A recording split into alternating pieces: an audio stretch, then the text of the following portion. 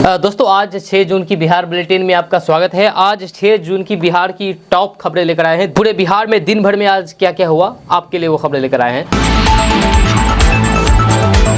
तो बात करती हैं कि एनडीए के साथ रहने के लिए नीतीश की पार्टी जेडीयू ने 5 बड़ी शर्तें रख दी है। जहां अगर 5 शर्तें मान ली जाती हैं तो ही नीतीश कुमार की पार्टी जेडीयू एनडीए बीजेपी को समर्थन देगी, नहीं तो नहीं देगी। अगर समर्थन नहीं देता है तो फिर बीजेपी की सरकार नहीं बनेगी। अब वो 5 क्या क्या शर्तें हैं हम आपको भी बताने वाले हैं। आपको बता दें कि पीएम मोदी को शासन में बने रहने के लिए उन्हें नीतीश कुमार की सबसे ज्यादा जरूरत है। मीडिया रिपोर्ट की माने तो एनडीए में रहने के लिए नीतीश कुमार ने बीजेपी के सामने अपनी बड़ी शर्तें रख दी है। यह नीतीश की ये शर्तें बीजेपी के लिए स्वीकार करना मजबूरी होगी, वरना बीजेपी को केंद्र की सत्ता में रहना मुश्किल हो जाएगा। जहां आपको बता दूं कि वो शर्तें ये हैं कि पहला नंबर, बिहार को स्पेशल स्टेटस का दर्जा यानी कि विशेष राज्य का दर्जा दिया जाए। नीतीश कुमार की पुरानी मांग में से एक है ये। सूत्रों के अनुसार नीतीश बीजेपी के सामने ये मांग रख सकते हैं। वहीं पर दूसरे नंबर पर बात करें तो आपको बता दें कि नीतीश कुमार एनडीए की बन रही केंद्र सरकार में 2 केंद्रीय मंत्री और 1 राज्य मंत्री का पद हर हाल में चाहते हैं। वहीं पर तीसरे नंबर पर बात करें तो नीतीश की तरफ से 4 मंत्री पद की मांग रखी गई है। जब मीडिया रिपोर्ट्स में कहा जा रहा है कि 3 से कम बात बनने पर ही गुंजाइश नहीं है। वहीं पर चौथे नंबर पर बात करें तो एनडीए की बन रही केंद्र सरकार में नीतीश कुमार की नजर कृषि, ग्रामीण विकास मंत्रालय और रेल विभाग पर है। वहीं पर 5वें नंबर पर बात करें तो सूत्रों के मुताबिक 4 मंत्रियों में संजय झा, ललन सिंह, रामनाथ ठाकुर और सुनील कुशवाहा का नाम सबसे ऊपर चल रहा है।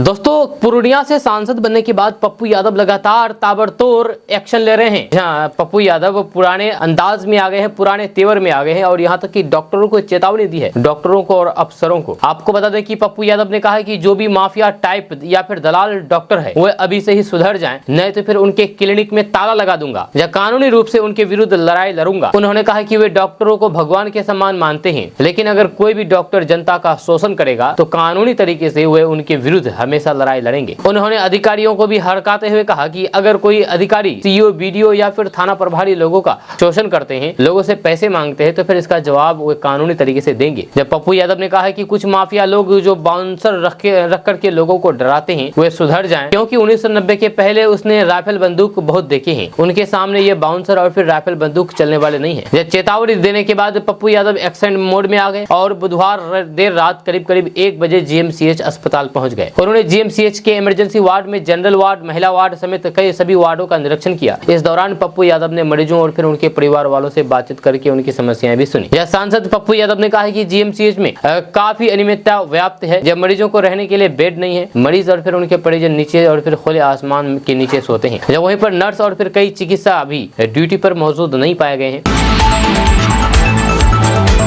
दोस्तों एनडीए के सहयोगी जेडीयू ने बड़ा बयान देते हुए कहा कि यूनिफॉर्म सिविल कोड यानी कि यूसीसी पर हमारा रुख आज भी जस का तस है। जेडीयू महासचिव और प्रवक्ता केसी त्यागी ने कहा कि हमने तब भी कहा था कि इस मामले पर सभी स्टॉक होल्डर को साथ लेकर के चलने की आवश्यकता है। यूसीसी पर नीतीश कुमार ने विधि आयोग के अध्यक्ष को चिट्ठी लिखी थी और कहा था कि हम इसके खिलाफ नहीं है, लेकिन इसमें व्यापक विचार विमर्श की आवश्यकता है। जब वहीं पर अग्निवीर योजना का जिक्र करते हुए केसी त्यागी ने कहा कि अग्निवीर योजना को लेकर के बहुत विरोध हुआ था और चुनाव में भी उसका असर देखने को मिला है। इस पर दोबारा से विचार करने की जरूरत है। अग्निवीर योजना को नए तरीके से सोचने की आवश्यकता है। जो सुरक्षा कर्मी थे, सेना में तैनात थे और फिर जब भी अग्निवीर योजना आई तो फिर बड़े तबके में असंतोष था। मेरा ऐसा मानना है कि उनके परिवारजनों ने भी चुनाव में विरोध जारी किया, इसलिए आज इसमें नए तरीके से विचार विमर्श की जरूरत है।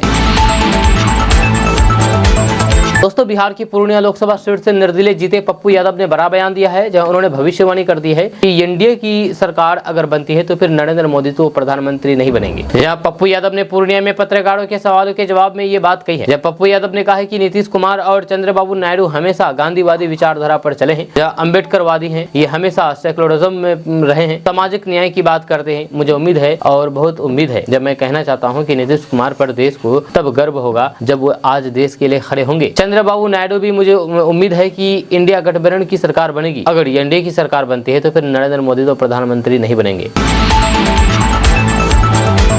दोस्तों दोस्तों मौसम को लेकर के एक अपडेट सामने आई है। मौसम विभाग के अनुसार अगले 2 दिन में बिहार के अधिकांश हिस्सों खास करके दक्षिण पश्चिमी बिहार में 2 दिन के तापमान में 1 से 3 डिग्री की सेल्सियस की इजाफा होने की संभावना है। वहीं पर बंगाल की खाड़ी से आने वाले पूर्वइया के कमजोर होने के कारण लगभग 4 दिनों से मानसून पश्चिम बंगाल के इस्लामपुर से बिहार की ओर आगे नहीं बढ़ पा रहा है। जब बिहार के उत्तर पश्चिमी, उत्तर मध्य, उत्तर पूर्व और फिर दक्षिण पूर्व बिहार में कुछ एक जगहों पर प्री मानसून बारिश जारी रहने की संभावना है। आपको बता दें कि कल पश्चिमी चंपारण, पूर्वी चंपारण, बांका, जमुई, मधुबनी, सीतामढ़ी, नवादा, किशनगंज, मधेपुरा, अररिया आदि जिलों में तेज हवा के साथ कुछ बारिश दर्ज की गई। ये स्थिति लगातार बने रहने के आसार हैं। दक्षिणी बिहार में कुछ एक जगहों पर धूल भरी आंधी चलने के भी पूर्वानुमान है। जब गया में भीषण गर्मी से लोग त्राहिमाम कर रहे हैं। चिलचिलाती धूप और फिर लू जैसी हवा के बहने से दिन भर लोग बेचैन रहने लगे हैं। मौसम विभाग के अनुसार आसपास में इस सप्ताह छिटपुट बादल छाए रह सकती है, पर बारिश की संभावना फिलहाल नहीं है। जब गर्मी कुछ इस तरह कहर ढाएगी। भीषण गर्मी से लोगों का पसीना छूट रहा है। जब लू और फिर कड़ी धूप से बचने के लिए मौसम विभाग सलाह दे रहे हैं। जब मौसम विभाग के अनुसार बंगाल की खाड़ी से आ रही पूर्वा हवा के कारण उत्तर भागों में मौसम सामान्य बना रहेगा।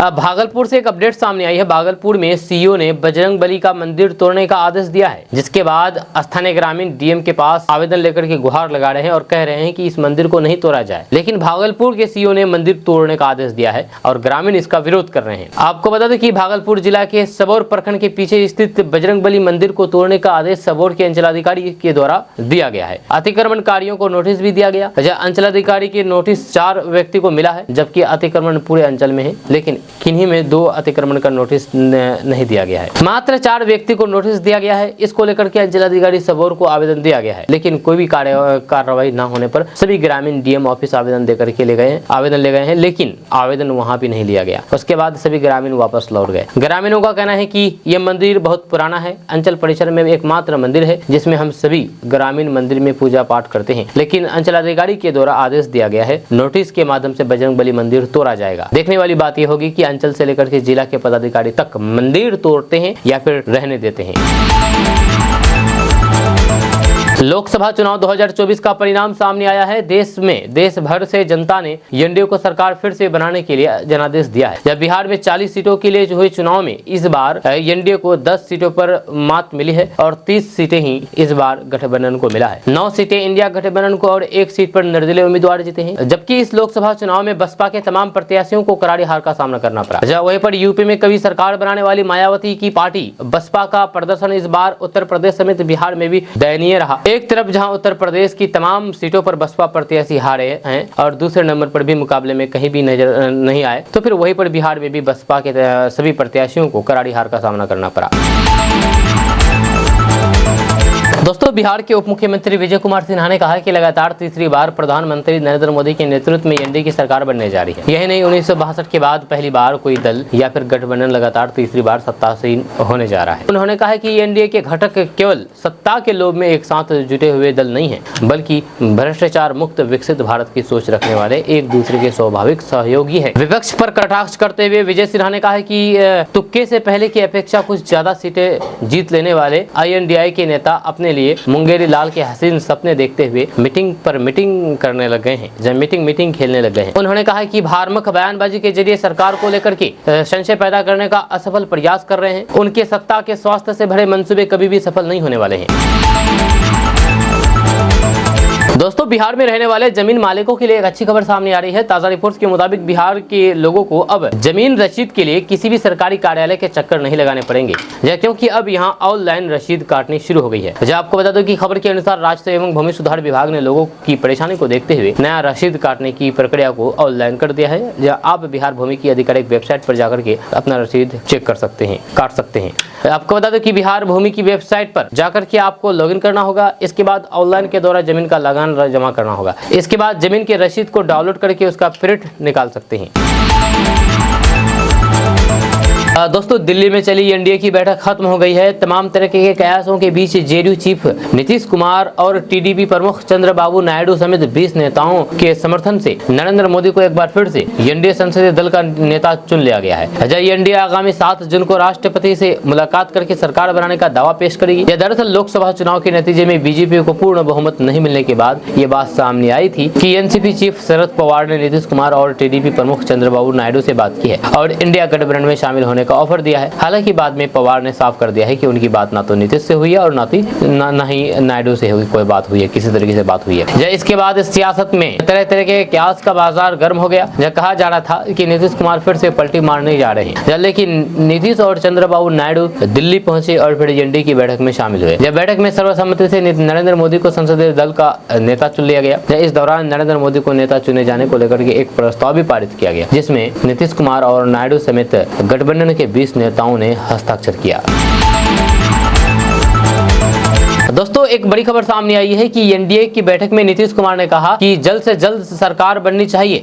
नई सरकार के गठन को लेकर के दिल्ली में हलचल तेज हो गया है। सीएम पीएम आवास में एनडीए घटक दलों की बैठक के दौरान बिहार के मुख्यमंत्री नीतीश कुमार ने नरेंद्र मोदी से कहा कि बिना कोई देर किए हुए जल्द से जल्द सरकार बननी चाहिए। हम लोग मजबूती के साथ एनडीए के साथ हैं। एनडीए की बैठक में प्रधानमंत्री नरेंद्र मोदी, जेपी नड्डा, एकनाथ शिंदे, नीतीश कुमार, चंद्रबाबू नायडू, जीतन राम मांझी, पवन कल्याण, चिराग पासवान, संजय झा, ललन सिंह, जयंत चौधरी, राजनाथ सिंह, अमित शाह, एचडी कुमार स्वामी, सुनील तटकरे, अनुप्रिया पटेल, प्रफुल्ल पटेल, प्रमोद बोरो, अतुल बोरो, इंदिरा हंग सुब्बा, सुदेश महतो मौजूद थे।